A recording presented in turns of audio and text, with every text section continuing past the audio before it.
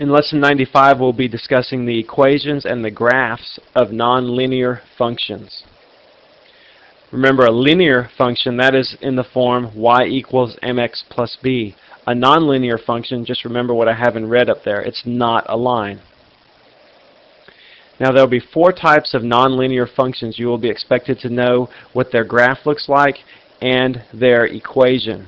So the first one is a quadratic, and we already know the standard form for a quadratic equation is ax squared plus bx plus c, and we usually say that's equal to 0, but here we're talking about a function, so we'll set it equal to f of x instead of 0. F of x equals ax squared plus bx plus c. That's the standard form of a quadratic function. Now let's take a simple one and graph it. F of x equals x squared. Well, we could make our x, y table, or in other words, our x, f of x table. Same idea. And let's just choose a few values for x. Negative 2, negative 1, 0, 1, and 2. When x is negative 2, x squared would be a positive 4. When it's negative 1, f of x would be a positive 1. 0 and 0, 1 and 1, f of x, or when x is 2, f of x would be a positive 4. Let's go ahead and graph those on an xy axis.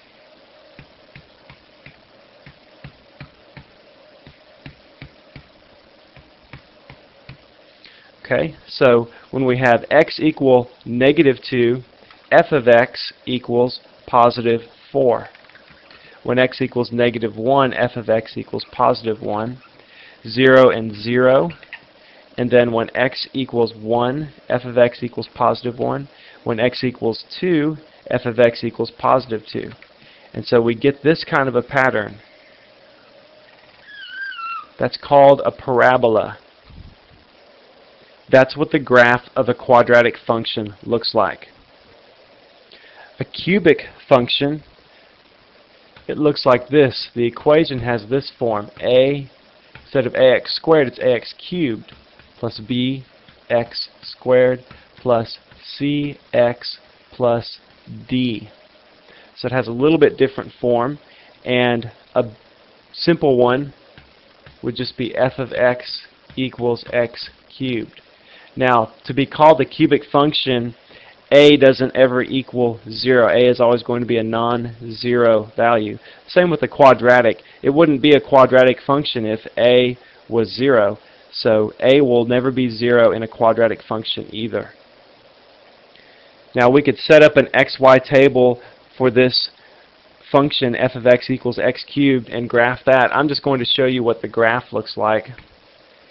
And you can make yourself an xy or f of x table to prove to yourself that the graph would look something like I've shown there.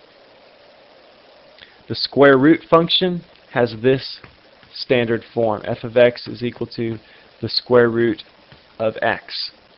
And the graph of that function basically looks like this. You can't have a negative number under a square root sign, so there are no negative x values that would work in there.